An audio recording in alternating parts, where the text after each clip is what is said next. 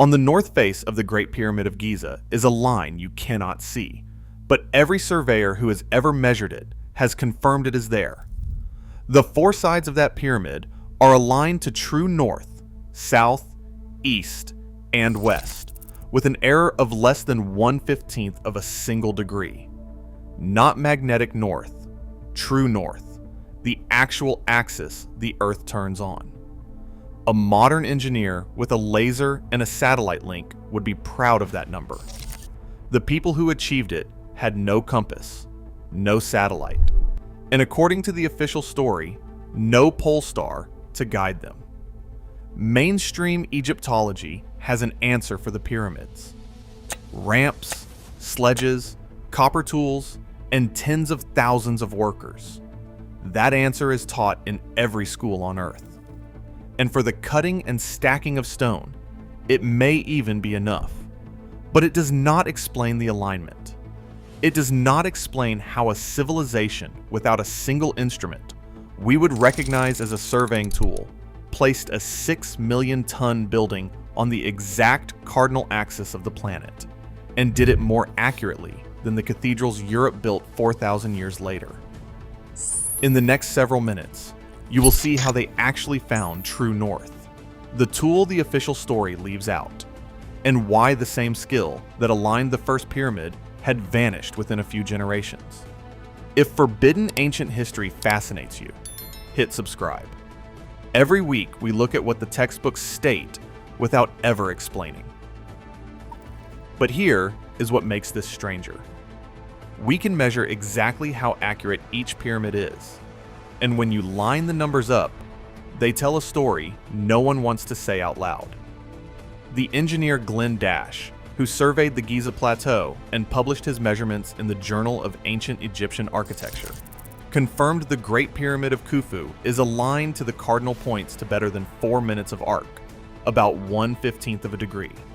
That is a precision of roughly 1 millimeter for every meter of length, held across a base that runs more than 230 meters on every side. To put that in plain terms, across the length of more than 2 football fields of solid stone, the edge does not drift from true north by more than the width of your hand. This is not a fringe claim. It is not alternative history. The measurement has been taken with theodolites since Flinders Petrie surveyed the plateau in 1881, and with modern equipment many times since.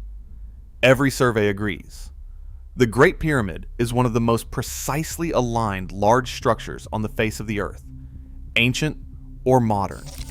What has never been settled, what the textbooks state and then walk past, is the one question a builder would ask first. How did they find the line? Here's the problem the official story does not want to sit with. To align a building to true north, you need to know where true north is. Today, you look it up, or you let a device find it. For most of history, you found it by looking at the star that sits over the pole. Polaris, the North Star. Stand under Polaris, and you are looking north. But at the time, the Great Pyramid was built. Around 4,500 years ago, Polaris was not the pole star. Because of a slow wobble in the Earth's axis called precession, the North Celestial Pole back then pointed at empty sky. There was no star marking north. The builders were aiming at a point in the darkness that nothing was lit up to show them, and they hit it to within 1/15 of a degree.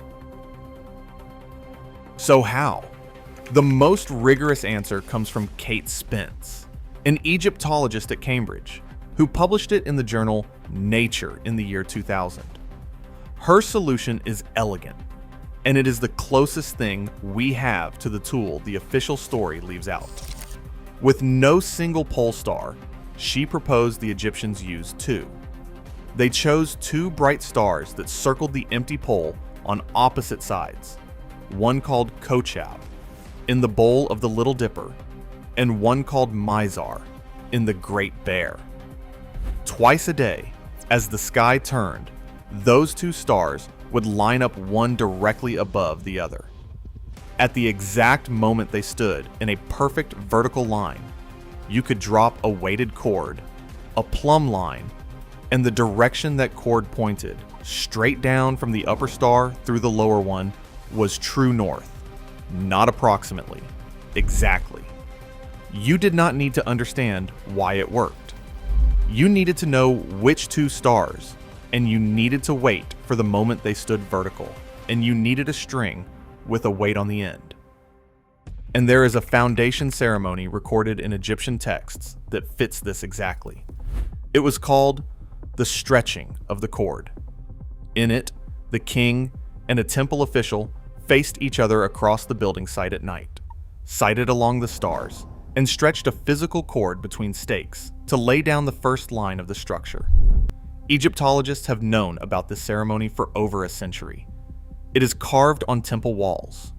It was always treated as ritual, religious theater, a king playing at being a surveyor.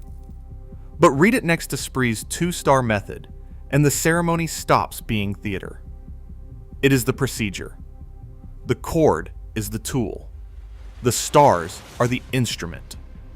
The ritual is a documented, repeatable technique for finding the axis of the Earth with a piece of string and the night sky, and it produced a result modern surveyors respect. But the inscription in the stone goes further than any single ceremony, because the pyramids do not all share the same accuracy, and the way they differ is the part that should make you sit forward. Spence noticed that the two stars she identified did not mark true north perfectly for all time.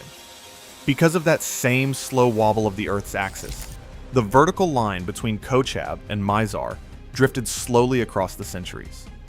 It pointed exactly at true north for only a brief window, around 2467 BC, and before and after that date, it leaned slightly to one side, then slightly to the other. Now, look at the actual pyramids. The Medum pyramid is off by about 20 minutes of arc in one direction. The bent pyramid, less. The red pyramid, less still. The Great Pyramid of Khufu, almost perfect. The Pyramid of Menkaure, off in the other direction. Line those errors up in the order the pyramids were built, and they track the drift of those two stars across the sky, year by year, like a clock slowly losing time. The buildings recorded the movement of the heavens in the angle of their own foundations. And then comes the part the official story will not finish. If the alignment was a skill, a learned technique passed from one generation of builders to the next, then it should have gotten better over time, or at least held steady. It did the opposite. The earliest Great Pyramids are aligned with staggering precision. The later ones drift further and further off. The skill did not improve. It decayed. Something that the first builders at Giza could do to within 1/15 of a degree, their successors could no longer match within a few generations. The knowledge was at its sharpest at the beginning, and then it faded, as if it was not developed on site at all, but inherited, already complete, from someone who understood the sky far better than the people who came after. This is where the Egyptians themselves give an answer. The textbooks skip. Their own records do not claim they invented this knowledge. The Egyptian king lists, including the document known as the Turin Royal Canon, describe a span of rulers before the first human pharaoh. They are not called kings.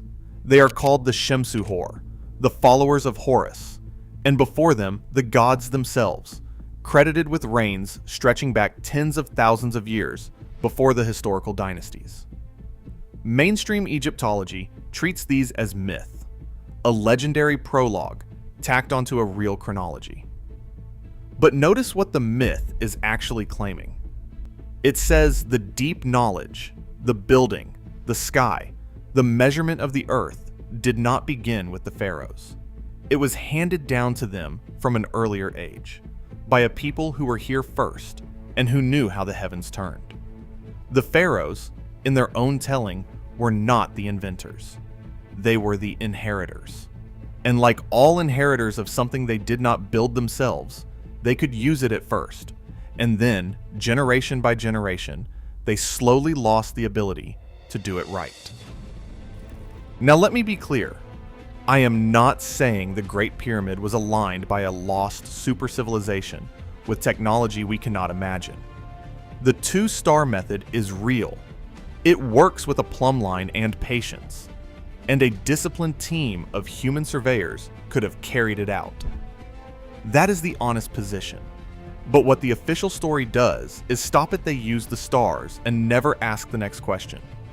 Where did a people at the very start of their recorded history get astronomy precise enough to find a pole that no star was marking? And why was that ability strongest in the oldest monuments and weaker in everyone that followed? You do not get better at something and call it your invention, while the record shows you getting worse at it every century. That is the signature of inherited knowledge, not invented knowledge. The alignment is still there. You can measure it tomorrow. The Great Pyramid still sits on the axis of the Earth to within 1/15 of a degree, aimed at a point in the sky that, when it was built, no star was lit to mark. The two stars Spence identified have long since drifted away from the pole. The stretching of the cord ceremony is still carved on the walls, still labeled ritual. And the pyramids still line up in the order of their building, like the hands of a clock recording the exact moment the knowledge was at its peak, right before it began to slip away. They found true north without a compass and without a pole star. They did it once, almost perfectly, at the very beginning. And then, slowly, they forgot how. The line they cut into the earth is still pointing exactly where they aimed it. The only thing missing is the name of whoever taught them how to aim.